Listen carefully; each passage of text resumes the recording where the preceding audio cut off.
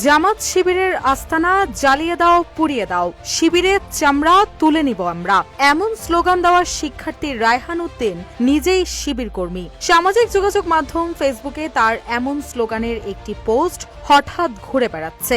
এর আগে 2020 সালের 3 মার্চ ফেসবুকে কিছু ছবি শেয়ার করে এই পোস্টটি করেছিলেন রায়হান, কিন্তু ঘটনাক্রমে রায়হান নিজেই এখন শিবির সমর্থিত ঐক্যবদ্ধ শিক্ষার্থী জোট থেকে নির্বাচন করে ঢাবি ছাত্র সংসদে কার্যনির্বাহী সদস্য হয়েছেন।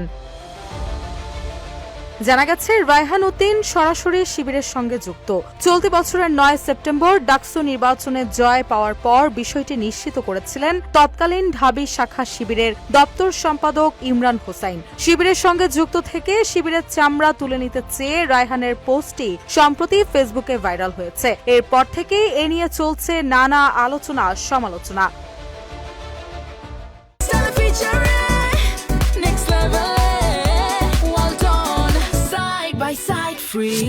এ বিষয়ে ঢাবি শিক্ষার্থীরা জানান, গণ অভ্যুত্থানে ক্ষমতাচ্যুত আওয়ামী লীগ সরকারের সময় দলটির সহযোগী সংগঠন ছাত্রলীগের সঙ্গে যুক্ত ছিলেন শিবিরের অনেক নেতাকর্মী। বিষয়টি এখন ওপেন সিক্রেট। রায়হান এমনই একজন, আর এটি বোঝা যায় তার ওই পোস্টে ডাকসুর বর্তমান ভিপি শিবির নেতা আবু সাদিক কায়েম এবং একই প্যানেল থেকে নির্বাচিত মুক্তিযুদ্ধ ও গণতান্ত্রিক আন্দোলন বিষয়ক সম্পাদক ফাতিমা তাসনিম জুমার লাভ রিয়েক্ট দেখে।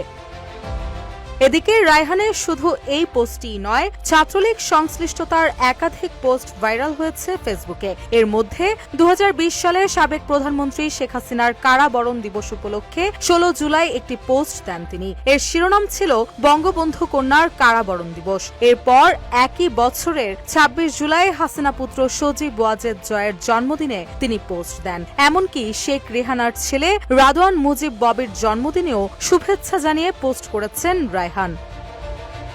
এদিকে রায়হানের এসব পোস্টগুলো শেয়ার করে ঢাবি ছাত্রদল নেতা শেখ তানভীর বারী হামিম তার ফেসবুক পোস্টে লিখেন, আমরা যখন 2020-এ হাসিনা বিরোধী আন্দোলনে রাজপথে, তখন বর্তমান কথিত ডাকসু নেতা শিবির থেকে প্রার্থিতা করা রায়হান সাহেব সংসদে। সেদিনের ফ্যাসিবাদ আজ নাকি মজলুম।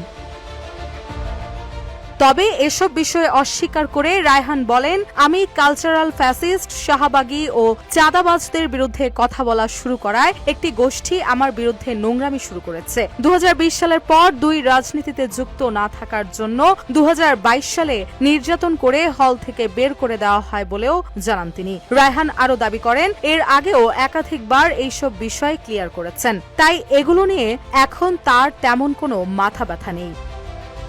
রুশা সুর, নিউজ ডেস্ক, ইত্তেফাক।